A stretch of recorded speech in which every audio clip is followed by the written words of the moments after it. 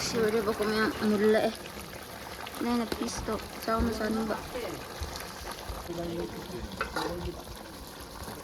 Mẹ hujikto si champut ki dam ko sido keno semba kote terung imaga isido khode la eba ko do keina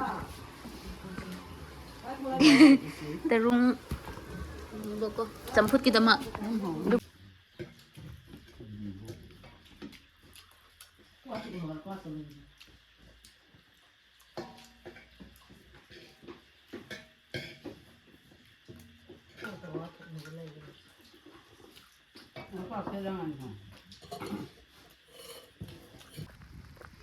Fajare ijanupidi fajare fajane fajare kada khutpira ma khuttu yama nachindo kadai da kano de ma chapu da go aina takna ngai thamba chapu do machindo thupraga lai khrabane ba adugini tu chungki dau hai ma'am sida musu video su thaga ta pukure nahan keno tawki boko khong da mukra sok khibne ba de tum leng bangam de bi haptani da phamung lai khrabune boko du nam su nam dre habide khong se na khraboko sok khrabage du masam su kak do khrabage makok to ichau chau ro lai khra hadi dai keno tawge ko ngasi dum yum da dum chak cha ba khot pa noma dum khong su pajana yadribage dum yum da leibido adu oina dum namlakke boko adudi aduda dum mata thaplakke machin du yengo thibog yam laubani si angang du kide nachin do kadai da kano de ma chapu da go aina takna ngai thamba chapu do chapu manung da tu machin do thupraga lai khrabane ba adugini tu chungki dau fajare ne ha mami chu kano le se lo thoke iru birasu ngamde hujik rainy season chu rainy haidi nong nahan ta khrabagi lei khom yam thoe bogo numadi machu angau banina iru bigani amu leibak ta totlaga leigani ba nanau minjubi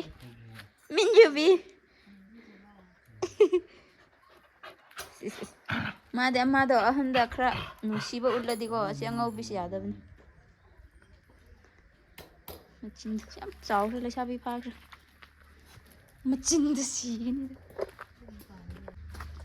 aina si lagi sing da ko phadana keno tawi bane yum lojindre bagi lai se dum mapan da tham tu nahan asi lai do yam gra yam na palam bane badu kari rai ra din han ge do khong na bagi palel da lai ruye bago dukan da ima hoina hojiki len tabado adudagi thambagi kregedra loina nong marakta pujin da bi da thambagi loina tu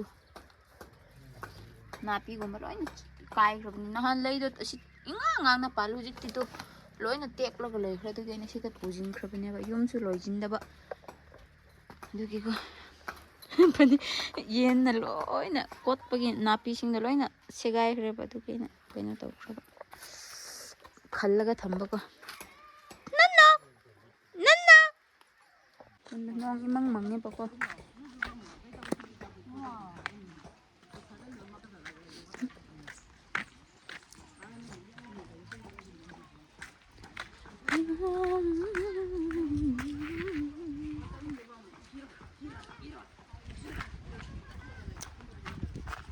Rose da fazer. Coi.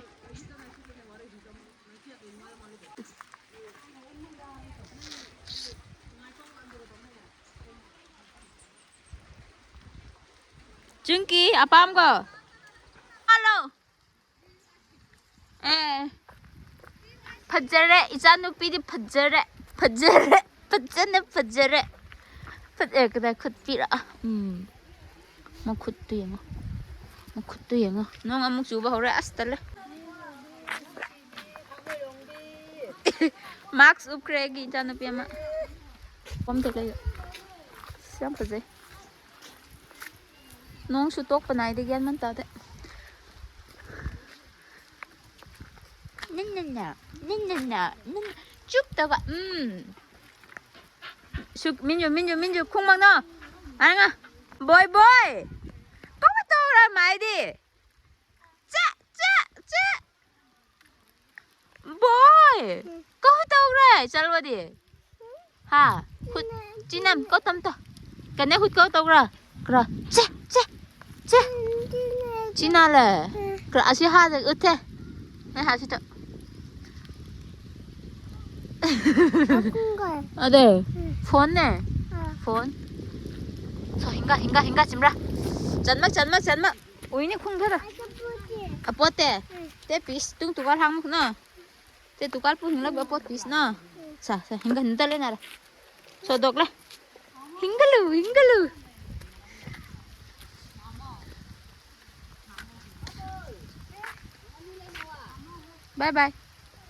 바이바이 훈이 다와 자 민유 수기 사사사 민 사사 중기도 mai mong chăm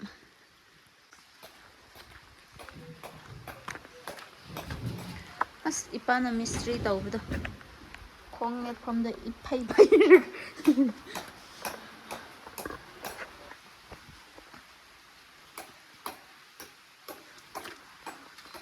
자 hinga hꯧꯖꯤꯛꯁꯦ ꯑꯁꯤ ꯑꯣꯔꯀꯤꯗꯁꯦ ꯄꯥꯟꯅꯉꯥꯏ ꯌꯥꯝꯅ ꯍꯣꯠꯅꯔꯤꯕꯀꯣ ꯃꯇꯝ ꯌꯧꯔꯛꯈ꯭ꯔꯕꯅꯦꯕ ꯑꯃꯨꯛ ꯁꯤꯗ ꯑꯃ ꯄꯥꯟꯕ ꯍꯧꯔꯦ ꯑꯣꯔꯀꯤꯗꯁꯦ ꯑꯁꯤ ꯂꯣꯏꯅꯃꯛ ꯑꯗꯨ ꯉꯥꯛꯇꯅꯦ ꯏꯄꯥꯁꯨ ꯁꯤꯒꯨꯝꯕ ꯂꯩ ꯀꯔꯤ ꯀꯔꯥ ꯊꯥꯕ ꯌꯥꯝ ꯄꯥꯝꯕ ꯃꯤꯅꯦꯕꯀꯣ ꯑꯁꯤꯁꯨ ꯑꯥꯗꯁꯨ ꯑꯁꯤ ꯎ ꯑꯃꯒ ꯑꯁꯤ ꯑꯩꯒꯤ ꯁꯨꯀꯤꯅ ꯇꯨꯝꯐꯝꯗ ꯁꯤꯗ ꯑꯗꯨꯝ ꯃꯥꯗꯤ ꯁꯤꯗ ꯄꯥꯛꯅꯀꯣ ꯃꯁꯥꯗꯣ ꯄꯨꯟꯅ ꯄꯥꯛꯊꯣꯛꯂꯒ ꯁꯤꯗ ꯍꯦꯛ ꯇꯨꯝꯕ ꯆꯠꯄꯅꯦ ꯃꯥꯁꯨ ꯁꯥꯟꯅꯕ ꯋꯥꯔꯀꯥꯟꯗꯀꯣ ꯅꯣꯛꯅꯤꯡꯕꯅ ꯉꯥꯡꯗꯣ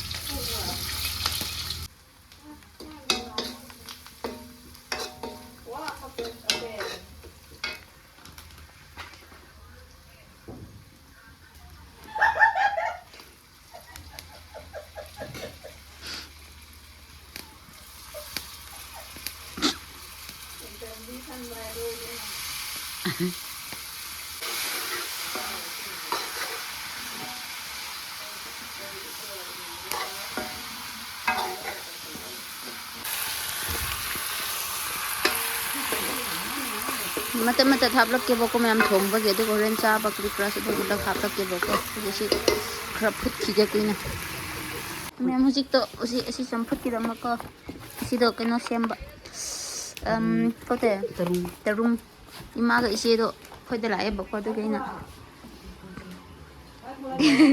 때롱 먹고 점프기도 막 누가 시나 이엔 통리 마이도 깔라디 그래 그럼 물락가도 버기고 마이도 그직당 더 그러더니 뭐냐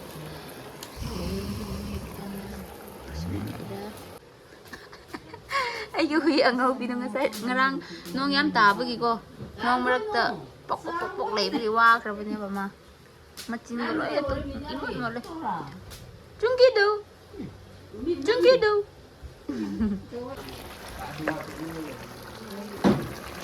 siwari bako mya mulla na pisto saw na sa ba maroi pa gara ko tu ya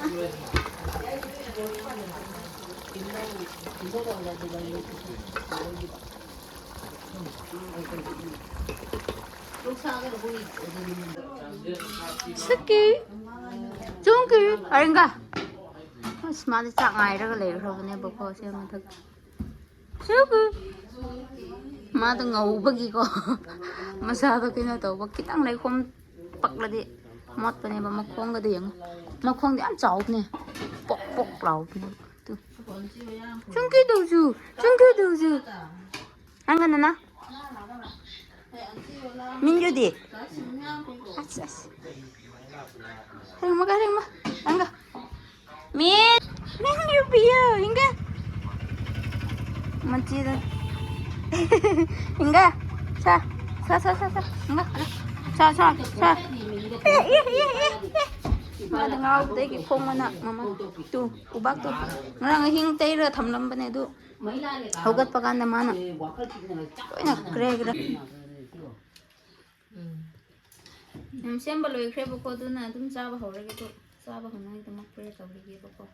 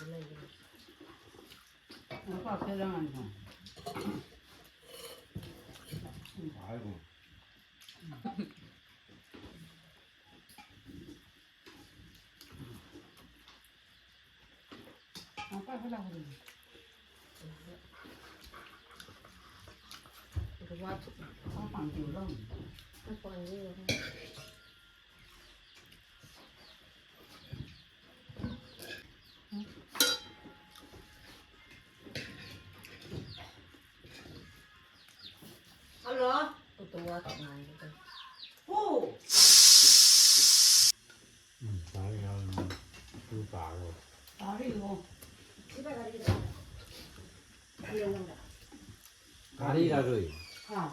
누가 가리를? 저기 지가 유니폼을 떴는데 해보자.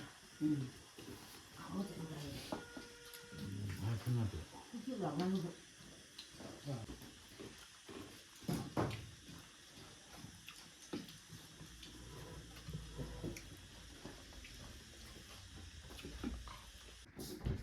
ꯑꯁ ꯇꯨ ꯂꯩꯕꯥꯛꯇꯣ ꯑꯩꯅ ꯇꯩꯗꯤ ꯇꯩꯈ꯭ꯔꯦꯕꯀꯣ ꯑꯗꯨ ꯀꯔꯤ ꯇꯧꯕ꯭ꯔꯥ ꯍꯥꯏꯔꯗꯤ ꯅꯍꯥꯟ ꯏꯄꯥꯁꯦ ꯁꯤꯃꯦꯟ ꯍꯩꯒꯅꯤ ꯍꯥꯏꯔꯒꯀꯣ ꯁꯤꯃꯦꯟ ꯍꯥꯏꯗꯤ ꯀꯔꯤ ꯍꯥꯏꯒꯗ꯭ꯔꯥ ꯂꯩꯕꯥꯛꯇꯣ ꯇꯩꯕ ꯀꯔꯤ ꯍꯥꯏꯗ꯭ꯔꯥ ꯅꯨꯡꯉꯥꯏꯇꯦ ꯍꯥꯏꯕꯒꯤ ꯂꯩꯕꯥꯛ ꯑꯣꯏꯅ ꯁꯤꯃꯦꯟ ꯍꯩꯖꯤꯟꯈ꯭ꯔꯒ ꯂꯣꯏꯅ ꯐꯖꯅ ꯀꯔꯤ ꯍꯥꯏꯒꯗ꯭ꯔꯥ ꯍꯩꯇꯕꯒꯤꯀꯣ ꯂꯣꯏꯅ ꯇꯪꯈꯥꯏ ꯀꯥꯏꯔꯒ ꯂꯩꯈ꯭ꯔꯦꯕ ꯑꯗꯨꯒꯤ ꯃꯔꯦꯡ ꯇꯩꯈ꯭ꯔꯦ ꯑꯗꯨꯒ ꯁꯤ ꯎꯕꯥꯛꯁꯨ ꯇꯩꯈ꯭ꯔꯦꯕꯀꯣ ꯑꯗꯨꯒ ꯍꯨꯏꯅ ꯑꯃꯨꯛ ꯀꯪꯗꯕꯤꯗ ꯆꯪꯕꯒꯤ ꯍꯨꯏꯒꯤ ꯃꯈꯣꯡ ꯇꯥꯔꯒ ꯂꯩꯔꯦ ꯁꯨꯃꯥꯏꯅ ꯂꯩꯔꯦ ꯌꯥꯝ ꯐꯖꯩ ꯌꯥꯝ ꯅꯥꯜꯂꯦꯕꯀꯣ ꯆꯤꯛꯇꯣ ꯁꯨꯃꯥꯏꯅ ꯂꯩꯔꯦ ꯁꯤ ꯆꯐꯨ ꯈꯔ ꯁꯦꯡꯗꯣꯛꯑꯦ ꯁꯤ ꯎꯕꯥꯛ ꯇꯩꯊꯣꯛꯈ꯭ꯔꯦꯕꯀꯣ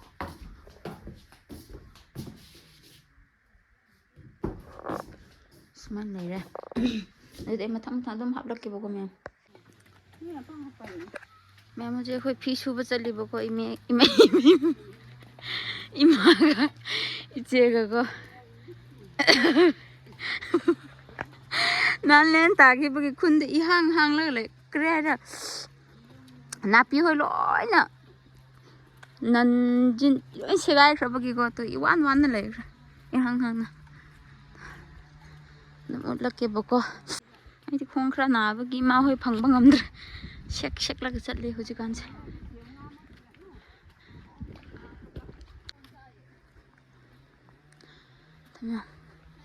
ꯅꯍꯥꯟ ꯁꯤ ꯃꯅꯨꯡꯗ ꯆꯪꯂꯒ ꯀꯩꯅꯣ ꯆꯠꯂꯦꯅꯀꯣ ꯏꯁꯤꯡꯗꯣ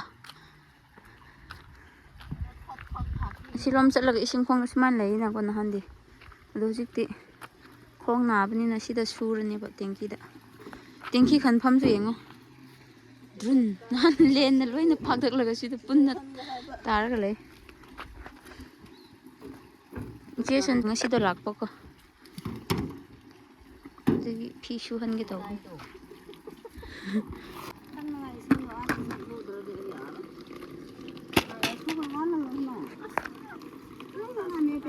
Ai lấy lắc bể lao này ra dưới ống lên rồi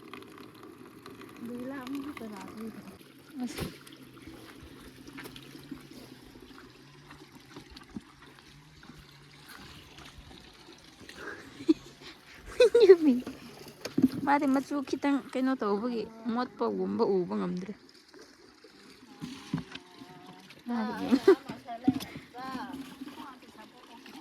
nó nào bể bên như bể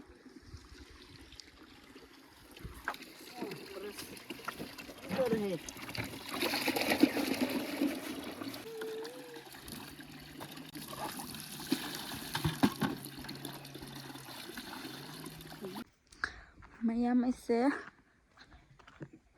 tabak loisillebako haidi hujiki mo evening ki chak thongna ngai ke amuk ngai re daidi tabak loire ngasi di ko haidi isu tawba yadre haidi khong ju phabada ngai ri bagi ko sek atai da mu pot kri kra thabak suba hapur amuk lai thok khradi prak ta ni habi ma khanya satum kri kadai da chat thande bako lere aisu video su kui kra nam da bagi hai bagi ko ang si di papang nam jin kra ge hai ro dum nam kra bune pai di kui man kra su ha hujik tiam fresh oi gre iru su iru kre